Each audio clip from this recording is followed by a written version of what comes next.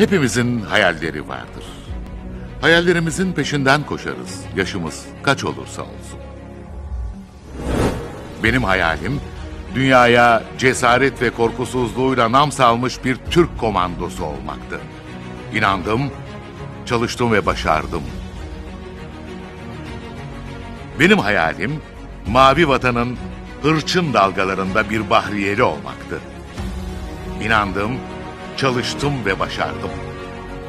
Benim hayalim, gökyüzünün sonsuz maviliklerinde savaşın kartalı, barışın elçisi olmaktı.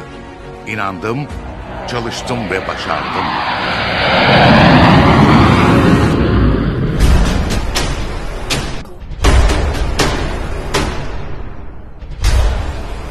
Cumhuriyetimizin kurucusu, ebedi başkomutanımız Gazi Mustafa Kemal Atatürk'ün de bir ideali vardı. Vatanını bağımsızlığa ve özgürlüğe kavuşturarak çağdaş uygarlıklar seviyesinin üzerine çıkarmaktı. Atatürk de inandı, çalıştı, savaştı ve başardı.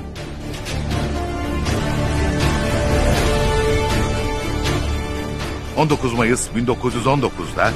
Cumhuriyetimizin kurucusu Gazi Mustafa Kemal Atatürk'ün Samsun'da yaktığı meşale... ...bugün her yaştan gençlerimizin hayalleriyle... ...daha da parlayarak... ...milli birliğimize ve gücümüze güç katmaktadır.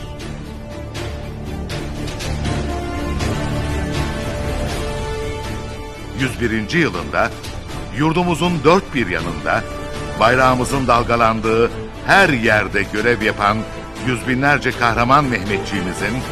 ...ve her yaştan milyonlarca Türk gencimizin... ...19 Mayıs Atatürk'ü anma ve Gençlik ve Spor Bayramı kutlu olsun.